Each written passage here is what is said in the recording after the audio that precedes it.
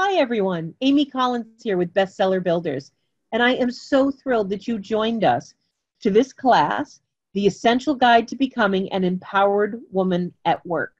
I am here with Dr. Christina Carballo Perlman. She and I met, almost a year ago. I had become a big fan of her books. We had stumbled across each other when she had found me, and I started reading her book, Fired. But Dr. Carballo Perlman and I have become such a huge fan of her work and of the books that she's put out, not just for women, but mainly for women. And she has made such an impression upon me and such a difference in how I do things. I asked her to come and join us and to teach this class online for you about becoming empowered at work. Dr. Carballo Perlman, thank you so much for joining me. How are you today? I am great. Thank you so much, Amy, for the invitation. I'm very excited to teach this and have others learn about this fairly simple rule that will help them. And where are you calling in from today? I'm calling in from very hot Scottsdale, Arizona. We are at 110 plus today, and the monsoons are upon us. Oh, dear. So tell us a little bit about yourself. How did you get to Scottsdale? How did you get there? I came here from upstate New York. That's where I lived most of my life, and I got very tired of the winters and slowly migrated across the country during my training as a physician and settled in Arizona because it is a beautiful state, great opportunity here, and I've been living here for over 30 years. Well, why don't you take it from there? Tell us a little bit about yourself, and then let's move on. And what is it you can teach everyone about becoming empowered at work? Perfect. And I just want to thank everyone for listening, first of all, and hopefully you'll enjoy this class. I am a physician, a neonatologist, which is a specialty subspecialty of pediatrics where I take care of sick and premature infants in the intensive care nursery. I've been doing that for the last 30 plus years, actually. And as a woman physician of my age, and when I first entered into medicine, it was the beginning of women really demonstrating that they had the same abilities as men and could be in medicine and be physicians and be in charge of patients. And through these years, from the very early time of my career through even present day, myself and I've seen my female colleagues experience firsthand a lot of the misperceptions about the capabilities that women have in the workplace. And I have lots of examples that I have written out in my books. I have 2 books on empowering women that talk about a lot of these experiences from other women physicians. And I felt it was important to document it, to write about it, and to figure out how I can help women transcend those misperceptions and really become empowered in the workplace. One of my books includes how to become empowered at home also, but today we're just going to be concentrating on the rule that I feel is important, the 311 rule that we're going to be learning about to empower them in the workplace. And as I said, I live in Scottsdale, Arizona with my husband, who is also a physician, and he has been a tremendous supporter of my career and helped me see that empowerment is something that is important for women in the workplace. And I also love gardening and cooking, so those are my other passions. But that's a little bit about myself. So let's get started. Before we actually learn about this 3-11-3 rule, let's go over what empowerment really means and why is it important. So I've collected a few of these quotes about what empowerment is, and I felt that they represented a good way to describe empowerment. It is the process of becoming stronger and more confident to promote self-actualization, which is a key to understanding how to empower yourself. It gives a group of people, in this case women, more freedom or rights and the ability to feel that they can forge ahead, be listened to, respected to, and we'll go through all of those areas. And it does enable a group of people to overcome their sense of powerlessness and lack of influence. And although I'm not crazy about the idea that to do work with power as if we become powerful, it is important to feel that you have the ability and the right to speak and to be listened to. And I believe that's where the power comes from, not to be over anybody, but to become equals with your peers. So you may want to know from me where I came up with this 3-11-3 rule. And it has been a culmination of these 30 plus years of my experiences and my female colleague experiences at work that has brought me to create this rule that I believe really will help women become empowered at work. And the first part of the rule, the first 3, pertains to the 3 reasons that you should have for wanting to be empowered in the first place. Because first of all, you want to understand, why do I want to be empowered? What difference does it make? I go to work, I do what I'm told to do, and then I come home and have my other duties in my other part of my life. Why does it matter whether I want to be empowered or not? And I think that for all of us who want to shatter that glass ceiling, whether it is a professional glass ceiling or your own personal glass ceiling within your profession, you need to understand why it's important to be empowered to be able to do that. The first is that you have to be acknowledged. If you're not acknowledged at work, then everything else we're going to talk about will go by the wayside, because no one will even bother to know that you're there other than for the work that you're doing.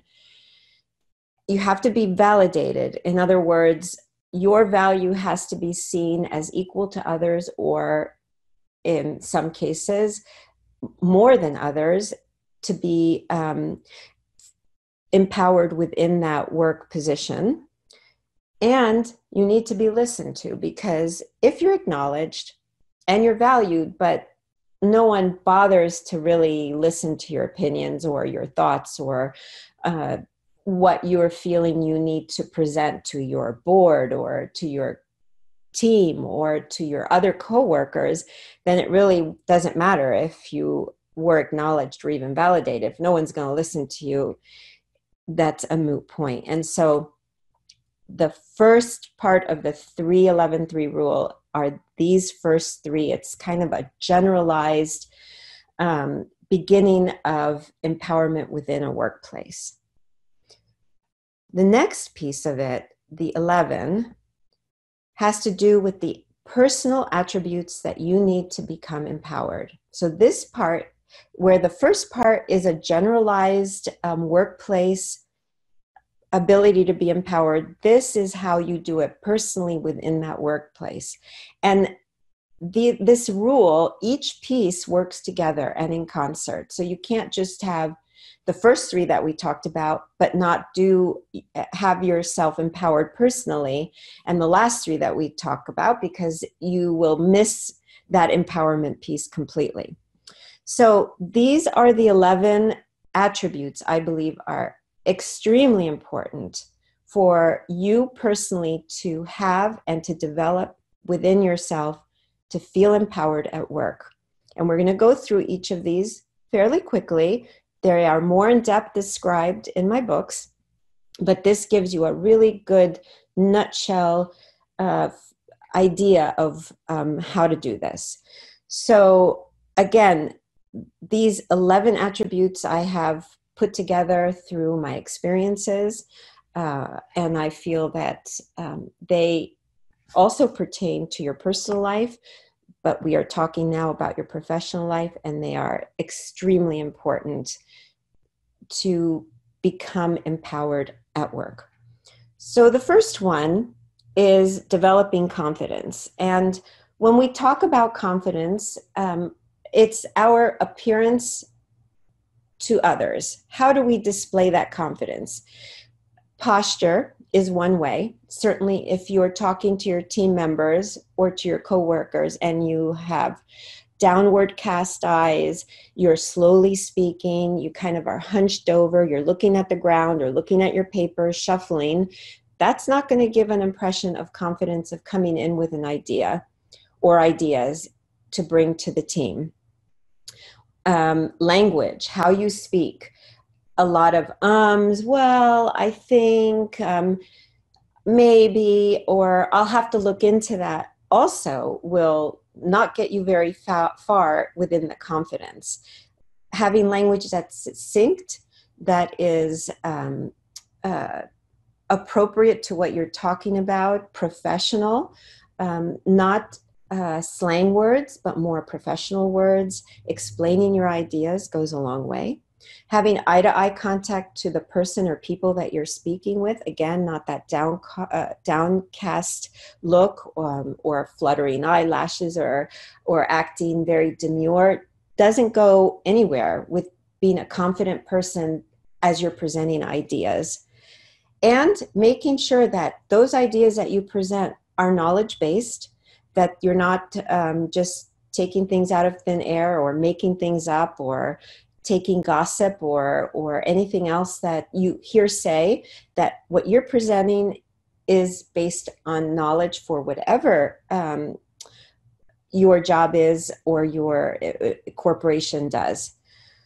So that's the very first one in terms of confidence. And if one way that you can actually groom this within yourself is practice in front of a mirror after work, at home, talking as if you're talking to a coworker, talking to yourself. Watch your body language and how you're presenting ideas, or do it with a friend so that they can help guide you and tell you, no, you just did a weird, body language. Your shoulders kind of went forward, or you put your hands on your hip, or you did something that was very distracting. Someone that can guide you, or videotape yourself doing a presentation and then watch yourself and see what areas can be improved on. So that's the first attribute that's very important as you present yourself at work. The next is team building. Extremely important, because and as you listen to me talk about each of these attributes, each of them can be taken separately, but you will start seeing how they all work in concert and are woven together. And you have one that's missing. It's as if there's a piece of tapestry, a thread in the tapestry that's missing. The tapestry doesn't completely work. And so even though these are individual attributes, they really do work together. And you will hear me say, for instance, with team building, that working together means that you have a culture of acknowledgement of others and respect. And those are some of the attributes I will continue to be talking about that you need to develop personally also. But they work in tandem with team building. You will need to be able to listen to others' ideas, which encourages creativity and helps foster a culture of working together. If you walk in with the confidence of an idea, but you don't let anyone else speak, or you shoot down ideas, or you go, well, no, that's not what I was thinking, that doesn't foster team building.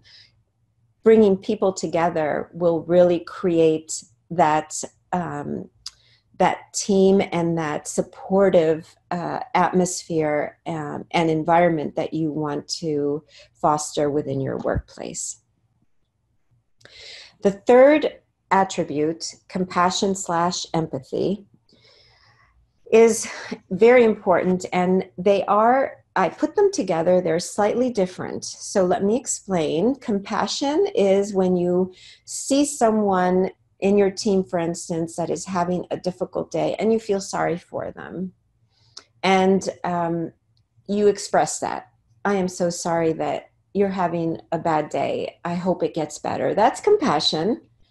Empathy takes it one step further. And so the compassion that you are demonstrating, you add to that. You step into their place and say, how can I help you?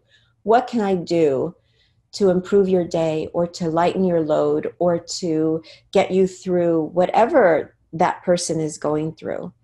And that ability to show compassion/empathy to your coworkers and to the people around you will really separate you as the beginning of that leadership, and that person who is starting to demonstrate those skills that lead towards leadership and shattering that glass ceiling.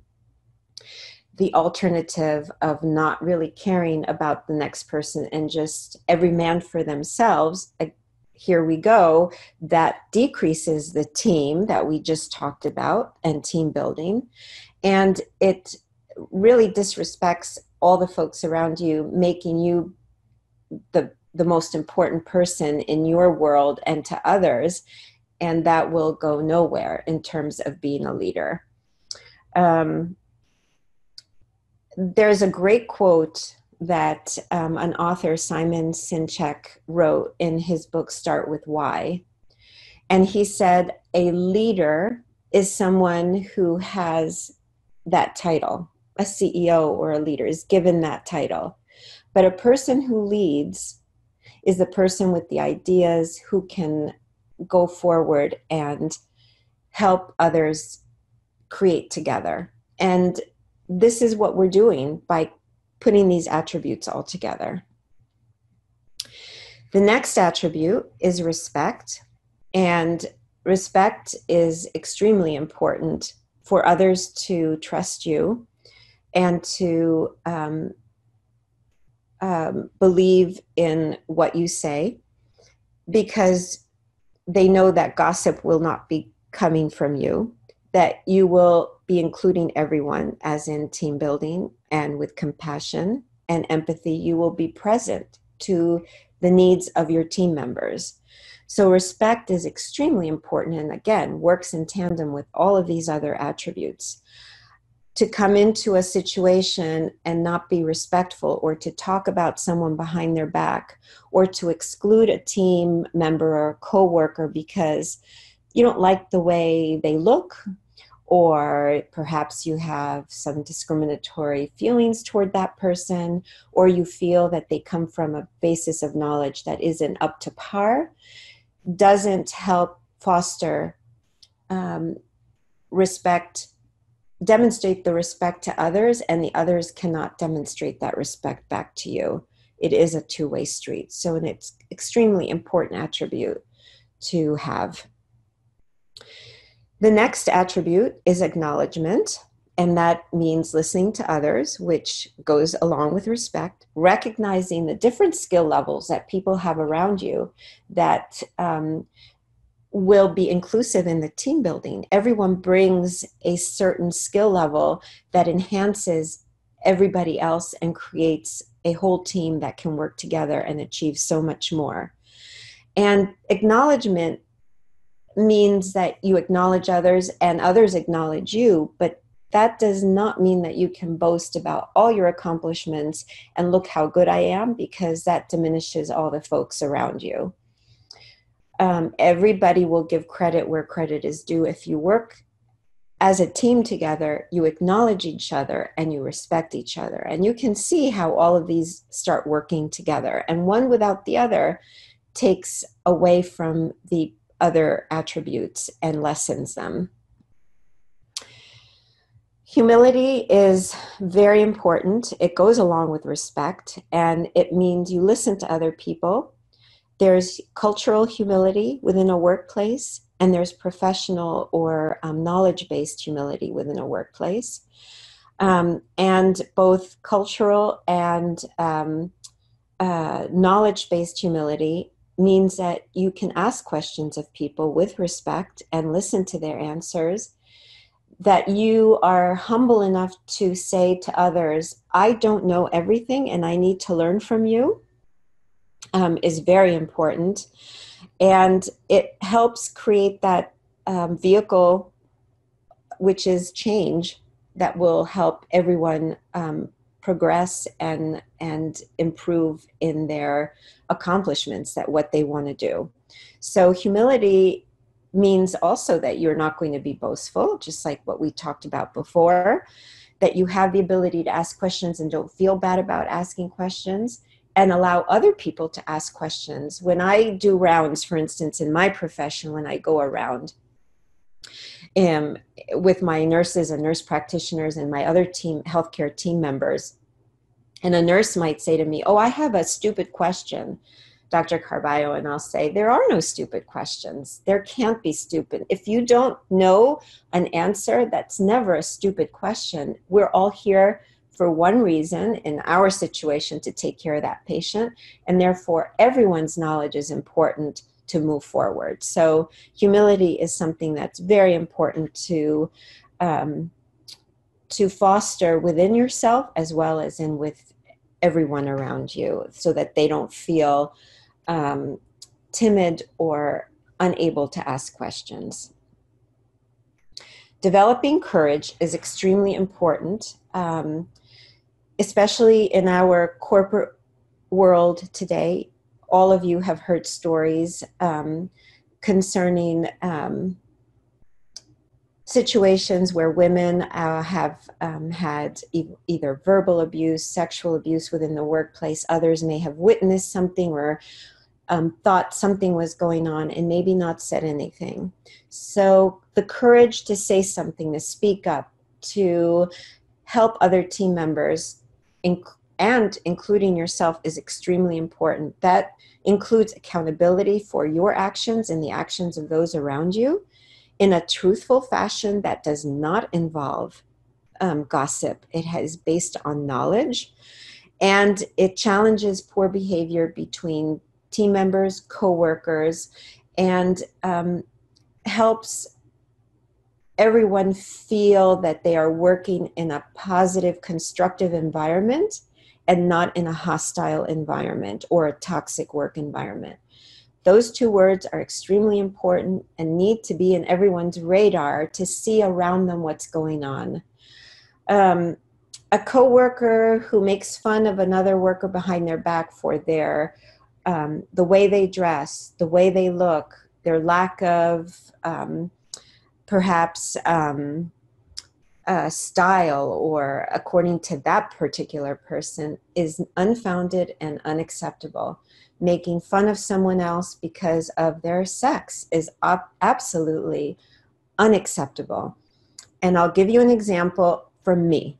So when I was a young attending, my first year out from fellowship, I was in charge of a group of patients in the nursery. I had a very sick little baby who I had consulted a pediatric surgeon. It was a surgical case. And we had discussed the case in the morning, and in the afternoon, the baby took a turn for the worse, and I called the surgeon up on the phone. And over the phone, I said to him, we were in first name basis because we were colleagues. I said, Joe, this baby that we talked about this morning has really taken a turn for the worse. I really think you need to come back and take a look and see what we need to do. And over the phone, this physician, this surgeon, who was older than I and a male, said to me, Christina, don't worry your pretty little head about this. So I had to stop.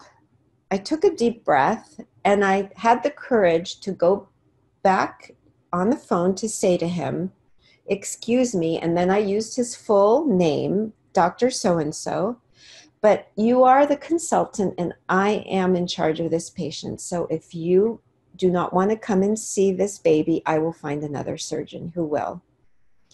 And that took a lot of courage as a new attending to say that, but it was very important. I put in front of him accountability for his actions and what he said to me. I was truthful with what he said was unacceptable. I challenged that behavior and he came back and he was, I'm so sorry, Christina, I will come in. No problem. I understand. And that was it. That was the last time that I was disrespected. And it took a lot of courage. And sometimes you might not realize that you have that courage within you, but you do. All of you do. And you just have to believe in yourselves. If you have the knowledge and you know where you're going and you have the truth about a situation, then you need to move forward with that courage. Staying calm is also very important. So before something is happening at work, before you react immediately or you say something, think, count to 10, take a deep breath before you respond, and just stay calm. Whatever your workplace environment is, it will be really, you will demonstrate yourself as a leader by pausing instead of responding immediately, by pausing and saying, how can I respond to this in a professional way that will get everyone's attention, but will make people listen and move forward to make sure that we are all safe and we can move forward. And that certainly, again, in today's environment with unfortunately things like the mass shootings and people going into the workplace and doing awful things like that, that's obviously a very extreme example of how to stay calm. But there are other situations where a coworker just starts flying off the handle, or someone starts crying hysterically, or something is happening where you're in a business office and your corporation stock just fell through the floor and everyone's panicking. What do they do? Whatever the situation is, keeping calm, thinking, putting your heads together, working as a team, getting everyone's ideas, that's how you move forward. Keys to developing achievement and success, that's the other attribute. And you may think, well, that's kind of a roundabout circular argument. Of course I want to be successful and want to achieve success. That's what this is all about. But it isn't a circular argument in the sense that if you don't want to do that, if you don't want to be successful, then you will go to work and just clock your time in and leave. You don't care about being empowered, listen to, or even shattering any glass ceiling. You're just there to do your job and you're out of there. You have no other motives. That's not wanting to be successful or wanting to achieve greater success. And so therefore, you're not going to be helping others to succeed either if you don't even care to succeed yourself. You can't be ashamed to be wanting to be successful. It doesn't mean that you're greedy, but you also have to be careful not to be boastful and greedy and want to take it all because you're going to be the most successful person. Everyone needs to be lifted up together. And again, that is demonstrating true leadership and leading ability, not just being called a leader. Enjoyment is probably one of the most important things. Again, if you are not enjoying what you're doing, then you need to find a different employment or activity or workplace. Life is short, as we all know, and living in the moment is extremely important. And realizing that the work you do, no matter how, quote, trivial that might be, has an impact on others. So the housekeepers who come and clean our nurseries are so important to us, because if those trash cans are overflowing and there's increased risk for illness, there's increased risk for accidents to happen, that impacts on the whole nursery and staff morale. And so their job is as important as that nurse or nurse practitioner or physician who's making plans for that patient.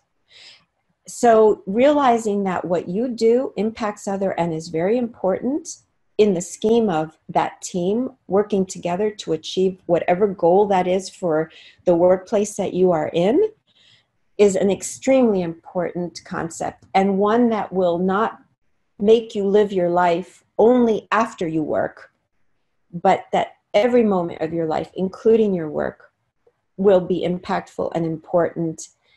It's about the journey, not about the destination. And that's the most important concept to also keep in mind. So we went through the 11 attributes for the personal development. The last 3 of the 3-11-3 rule really describes the qualities that a corporation or place of work should have that allows your empowerment as an employee propel you to new heights. So the first are what needs to happen for you to be seen as empowered. The 11 is how do you empower yourself? And this last 3 is what does that mean for a corporation? What qualities are you looking in that corporation that will empower, that will highlight your empowerment and allow you to soar? These 3 qualities are the corporation or the workplace that you have should have internal social responsibility policy. The corporate business world has this better delineated than the corporate healthcare world. So internal social responsibility is different than a corporate social responsibility. Corporate social responsibility is what others from the outside see about your corporation on the inside. For instance, the ads in the TV on a particular healthcare in your area that shows that healthcare organization is caring and loving and encompassing of all of its not employees, but it's the people that they care for under that umbrella, their healthcare organization umbrella, the insurance company, for instance. But the internal social responsibility is how that corporation treats its employees. That's the infrastructure. And that is an extremely important piece because a corporation may demonstrate to the outside world how wonderful they are, but if they are nasty and careless and unfeeling towards their employees, where, for instance, maternity leave, there's hardly any maternity leave, there's no family leave act, there's no sick call, there's no ability for employees to improve, then that becomes a problem. They're disingenuous to the public as to what they represent if they cannot take care of their own employees. A well-established corporate culture has to fully respect an empowered woman at work. In other words, an empowered woman comes in, she's demonstrating all these attributes, she's team builder, she's acknowledging others, she's bringing great ideas, she's moving the company forward. If that corporate culture doesn't respect that or says, okay, great, but actually the next person who needs to be given a raise or a promotion is Joe Blow from that office because he's part of the good old boys club, then it's not going to do you any good to be empowered if the corporation or the corporate culture that you're in doesn't acknowledge it. And the culture of equality needs to be pervasive throughout the workplace. And that equality is women equality, sexual equality, racial equality, religious equality, equality as a human being. We all need to feel that each of us will be treated equally as we bring ideas forth and we try to move forward within our own profession. So I believe that this 311-3 rule will help all you women out there become more empowered, and improve your chances to shatter your glass ceiling. It is a never-ending journey. You will continuously be learning and improving and moving forward. You will be constantly challenged by others, and that's not a terrible thing. It doesn't mean that you're going to be, hopefully it doesn't mean you will be belittled. You will need to demonstrate your knowledge base, and through your attributes show that you are truly becoming a leader. You will always be learning. That's important in any job that you do. None of us know everything, and that is part of the humility, always being able to ask questions and feel comfortable with that. These attributes will assist you to become empowered at work as a woman, and you will be seen as an equal partner at work. And you can obviously use these at home too, but we are talking about obviously the workplace. And that means how it's impacting you as an employee, as an evolving leader within that corporation or workplace, and how it impacts you as a member of the corporate team in terms of being respected, acknowledged, listened to, and finally being able to shatter that glass ceiling and feel accomplished in your profession. Thank you so much for listening. I hope you enjoyed this, and thank you so much, Amy, for allowing me to present this concept to all your listeners. Oh, doctor, it was fantastic. Again, you know what a fan I am, but I hope you guys got as much out of this as I did. And for those of you who would like to take it even further, Dr. Caballo Perlman has put all of this 311-3 concept and so much more into a totally free, downloadable, slim guide. She has created for those of you who are looking to get deeper, to learn more, but you don't, for those of you who, I don't know about you, I don't have the time to read a 300-page book on this. She has distilled it down to a very wonderful guide that she is offering for free to anyone who's listened to this webinar. Just go to ChristinaPerlman.com/3113, ChristinaPerlman.com/3113. And her very helpful guide that actually allows you to dig even deeper into this concept and into this teaching is available there for you to download. Oh, and Doctor, thank you so much for being with us today.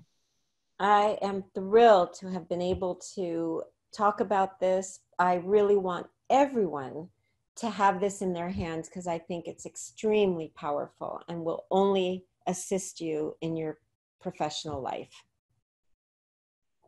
Well, thank you again. Thank you, Doctor. For those of you who are watching this on a replay, you can click on ChristinaPerlman.com/3113 right on the link below, and we will see you soon.